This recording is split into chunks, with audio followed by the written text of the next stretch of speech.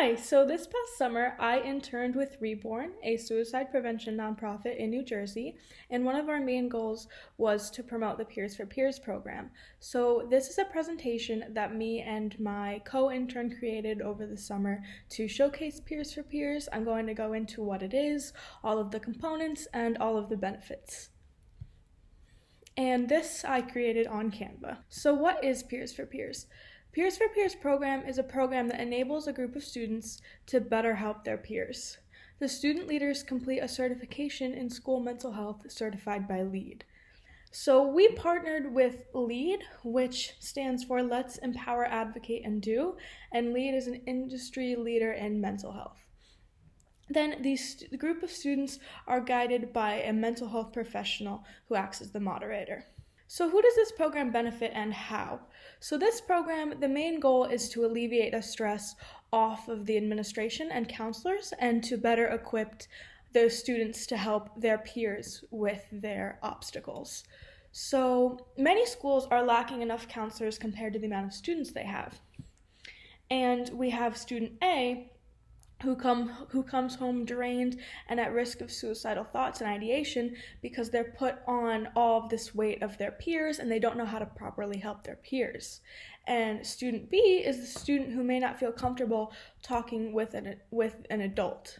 So through this program, students are able to identify and de-escalate a crisis situation.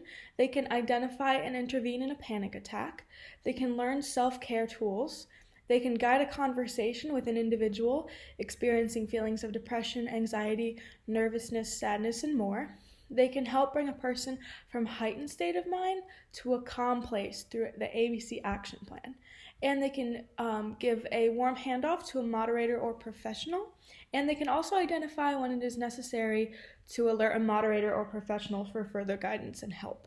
Next is the curriculum. So as I said earlier, we partnered with LEAD, which stands for Let's Empower, Advocate, and Do, and their school mental health certification introduces students to risk factors, warning signs, and prevalence of mental illness in middle, high school, and college students. Through interactive discussion, role plays, and an ABC action plan, LEAD empowers students to respond to signs and symptoms of mental illness in crisis and non-crisis situations, and to connect to appropriate professional, school-based, and self-help resources. What makes REBORN's Peers for Peers program different than others? So LEAD touches upon a lot of different topics that other mental health certifications do not, such as self-medication, bullying, and academic stressors. By the end of the course, each participant leaves with a personal toolkit consisting of strategies to promote mental health in their own lives and the lives of other peers and educators, and they also learn a lot of self-care tips that are applicable throughout their entire lives. So REBORN offers a lot of continued learning opportunities. When a student completes their certification, LEAD will grant them access to an online portal where they can receive additional information about mental health and different training opportunities. They'll also receive access to free events with high-profile speakers, internship opportunities for seniors and recent graduates, mentorship opportunities, and even more through REBORN. So it takes about 10 weeks for Peers for Peers to be fully implemented into a school. So week 1 begins with the sit down. This presentation would even count as week 1. So this is when we discuss the overview of the program and how it may look for someone's school. We present all proposal documents and welcome any comments and concerns. Week 2 is when we choose the moderator. So your school will hand select candidates to be a moderator, who is the mental health professional, and co-moderator, who are trusted adults and staff. And then we have week 3, and week 3 is moderator orientation, and in this week we discuss availability for weekly meetings, monthly meetings, and go over the responsibilities of being a moderator in the program. Then we have week 4, which is moderator training, and here we can sit down and go over the curriculum, and we offer full training to the moderators. This way they can see the exact training that will go to the students. Week 5 is collecting applications. At this point, we are placing posters and brochures around the school, as well as offering applications for the program. This may include morning and afternoon announcements, an email to students, and more. Week 6 is optional, but if a moderator has a student in mind that they think would really excel in the program, they can recommend students to submit early applications. Then we have week 7 and 8, which is application review, which is when moderators are reviewing applications and meeting with students.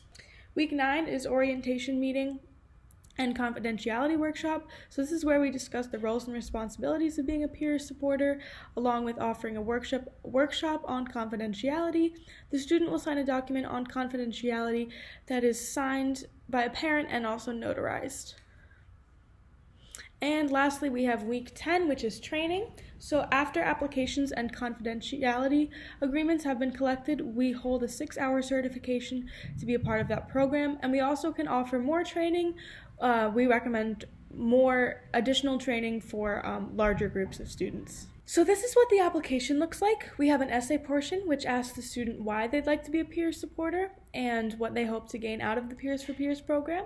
And then we also have the contract as well. So we want to hold hands with you throughout this entire process, so much so that we will assign a certified mentor to be a direct point of contact for you and your school, participate in weekly and monthly Peers for Peers meetings with students and moderators, and act as a representative to the program to present to new students and